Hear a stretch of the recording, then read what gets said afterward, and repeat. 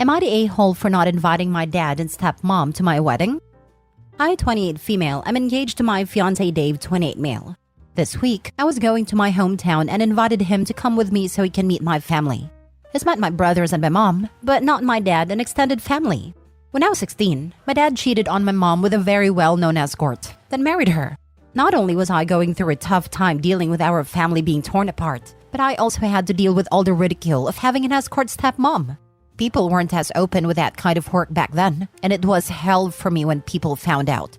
Especially since my stepmom was very vocal and confident about her work. I changed schools in my senior year because I couldn't handle everyone making fun of me because of my dad and stepmom. My older brother got suspended once because another kid made a joke about hiring our stepmom for a good time, and they got into a big fight. I stayed with my mom full time and barely spoke to my dad or stepmom. My dad wanted equal custody of me and my brothers, who were 17 and 14 years old at a time, but none of us wanted to live with him and his wife, and he couldn't really force us to split our time for him. He also gave up making an effort to see us at all when we said we don't want to live with him half the time, so we barely saw him. When I finished high school, I left our hometown and moved to a big city for college. My brother has also moved there, and our mom would come visit us all the time, so I didn't bother go back to our hometown.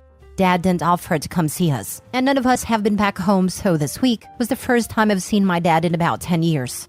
My auntie was hosting a dinner party so everyone can meet my fiancé, and of course, my dad and stepmom were there. I was polite to them, but it was awkward, and my fiancé was doing all the talking. Stepmom asked us when and where the wedding is, and my fiancé told her it's on the 2nd of December. She said, "Wow, and you still haven't sent our invites?" My fiancé just kind of looked at me awkwardly, and I answered, "We have sent out invites, but our guest list is limited and we're only inviting our closest friends and family, so I couldn't make space for you and Dad. Sorry." She just smiled and said she understood we aren't inviting anyone we aren't super close to. We'll be having 30 guests in total. The next day, my dad comes to visit my fiancé and I at our Airbnb, and he asks me why him and his wife aren't invited to our wedding. He said I'm his only daughter, and he'll feel like a failure if he can't even walk me down the aisle. I said, it makes me sad that my dad won't walk me down the aisle either, but I'm not going to make a fuss about that tradition when we have barely spoken since I was 16. We don't have a father-daughter relationship, and I'm not going to pretend like we do just for my wedding. He started crying and asked how long I plan to punish him for what happened between him and my mom.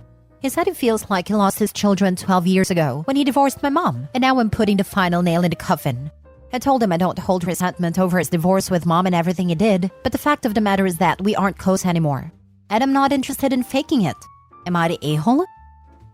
Now for the top comments. Not the a-hole. Your dad is feeling like a failure because he is a failure of a dad. The audacity of people. I can't believe he broke up your family like that, hooking up with an escort, and expect you to have him walk you down the aisle like some kind of upstanding father. Ridiculous. 100%. Even if you overlook the cheating, breaking the family apart, and all the bullying endured, he stopped trying to make amends.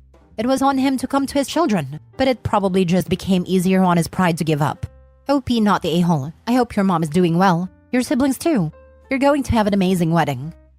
Call me traditional, but I've never understood why people who don't value wedding vows should be invited to weddings in the first place. Not the a-hole.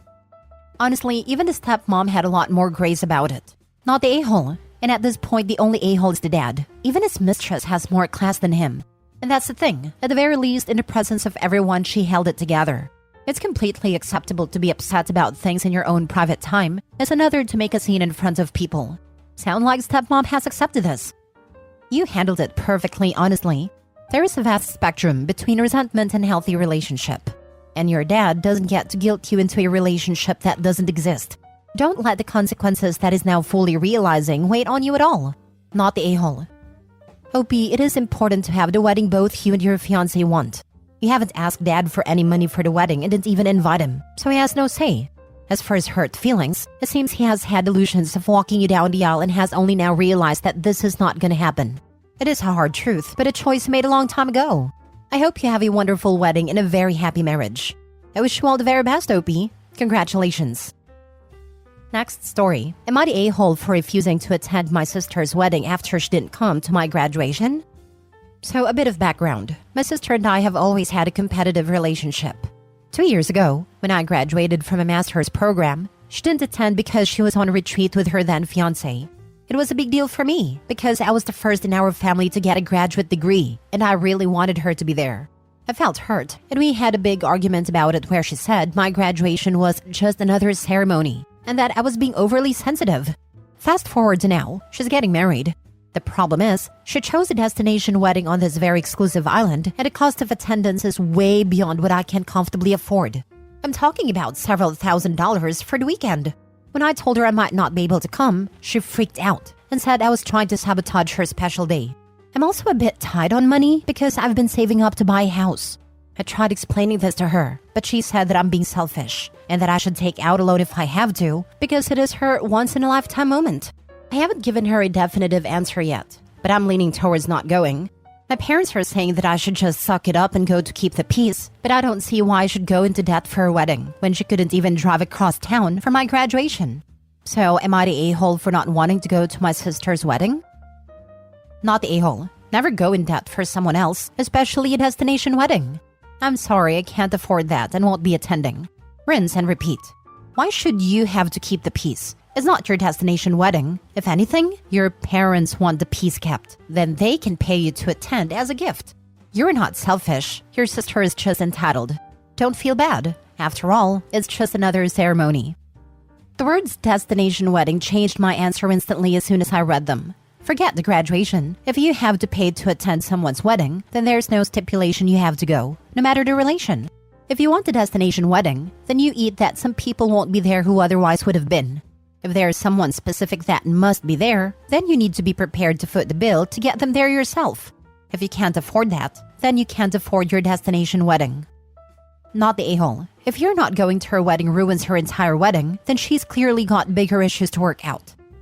Or she should have planned with you in mind if it's that important. Not just OP, I'd wager there's a few family members that would have difficulty affording to go, especially these days. Not the a-hole. Never keep the peace. It is a phrase used when you are right, but those who use it are unwilling to call out the real a-hole, your sister. Don't put yourself in debt or use savings for a vanity wedding. Because that's all it is, her ego-stroking destination wedding. If she needs you there, let her pay for you. But seriously, don't go. Your reasons are 100% valid. I hate this phrase with every fiber of my being. It's used to bully people into tolerating crappy behavior, and it serves only to encourage a-holes to keep being a-holes. I refuse to keep the peace with someone who treats me badly. I will call them on it, or simply cut contact. The others I hate, be the bigger person and but family. Next story. Am I the a-hole for showing my mom the letter my sister wrote to me before she died? I, 16 male, lost my sister Birdie last year. Birdie was 20 when she died. She had been diagnosed with cancer a year before her death. She knew she was dying, so she made a will for the very few things she had. It was mostly sentimental childhood stuff she had, old stuffies, and she had a necklace that our dad bought her, stuff like that. It wasn't a lot, but she left it all to me. She also wrote a letter to me before she died. But anyway, I was the only person who got anything from Birdie. She left our paternal grandparents in charge of everything until I'm 18, or until I'm out of my mom's house. The problem with this is mom has other kids. Birdie and I lost our dad when we were both kids. Mom remarried. Neither of us really cared much for my mom's husband, and when mom had more kids, we didn't feel the same about them as we did each other. Birdie was more vocal when I didn't say anything. Mostly I didn't want to fight with mom over it, and I didn't want to hurt anybody's feelings. But Birdie and mom never really got along, and it was only worse after dad died and then mom remarried. The fact Birdie left nothing for our half-siblings and never even wrote them a goodbye letter bothers mom, and it really upset them because they wanted to know why she wrote to me and left me her stuff, but not them. They wanted to read my letter, but I said no. It became a fight with mom then, and she wanted to know why Birdie left the rest of the family nothing, and why even when she knew she was dying, she couldn't find a way to embrace the other kids enough to give them something. A small goodbye. I showed mom the letter because Birdie wrote a lot about her feelings and mentioned things she and I talked about when mom wasn't around. I knew the letter would be a lot. Birdie said clearly that she never loved or cared about the other kids at all and wanted me to know that she didn't want them to have anything. But if I felt differently, if I ended up loving them one day and wanted to give them something of hers, that she wouldn't be mad.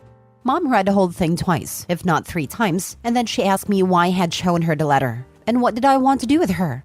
She was so mad she was shaking, and she told me I was never to show my half-siblings, and I pointed out that I had said no to them reading it already. Nothing else was said that day, but then Mom told me I was cruel for rubbing my sister's words in her face, and she wanted me to know she might never be able to forgive me for it.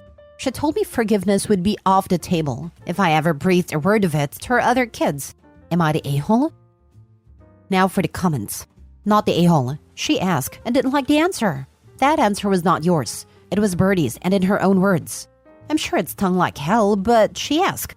It is not right or fair for her to be mad at you for giving her what she wanted. Birdie has the right to do with her stuff what she wanted. It would be best not to ever show the letter to the others unless they push you into it. My guess would be that they're going to at some point. Be jealous if there is any real money waiting for you and not them. If you don't have to hurt them, then don't if possible.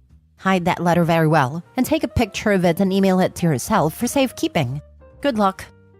No real money. It was just sentimental stuff that she kept. But what little money she did have, I also get. I would definitely get copies and put the original letter somewhere safe until you can move into your own places in a few years. Yes, I have a feeling she might try to destroy the letter.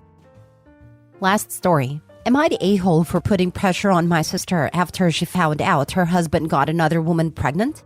My sister has been married for 10 years, and she has 3 children with her husband. She found out 2 weeks ago that her husband cheated on her at least a dozen times and got the other woman pregnant.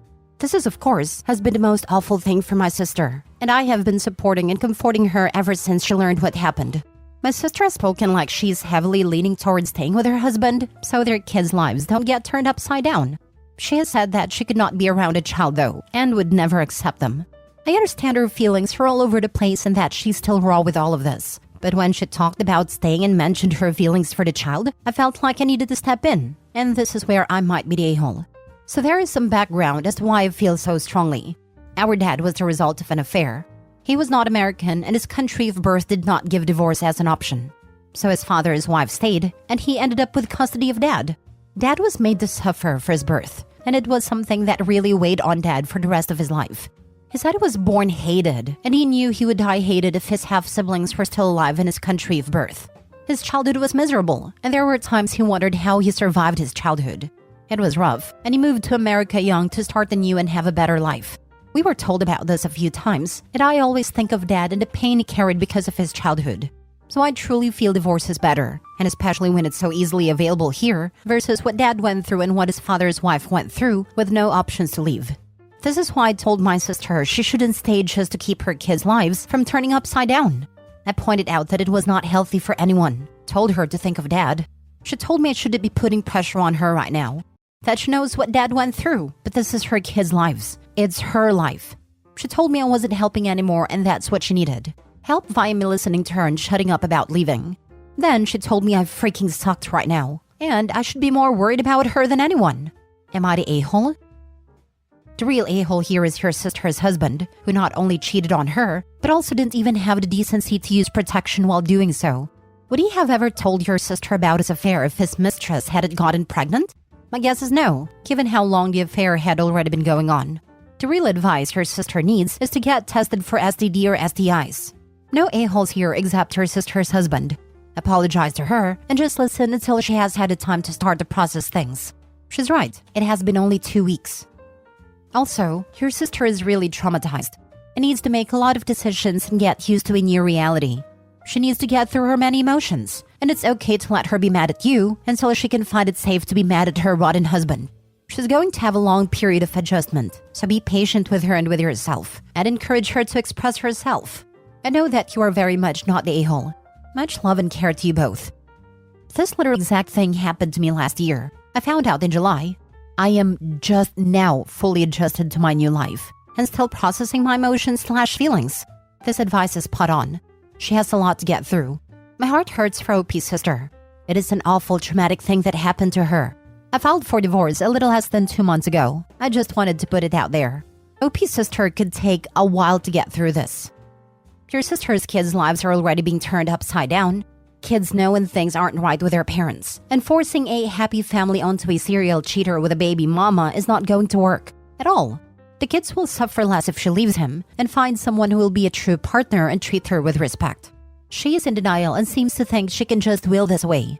She cannot. Her husband will keep cheating and she will stay miserable, and her kids will know about it and it will influence their future relationships for the rest of their lives. I get that she feels she needs support from you and not a lecture on things she already knows, but she's got big decisions to make, and quickly. Not the a-hole, but maybe apologize to soften the blow, as you don't want her to distance herself. But at the same time, it doesn't sound at all to me like she's really thinking of her kids yet.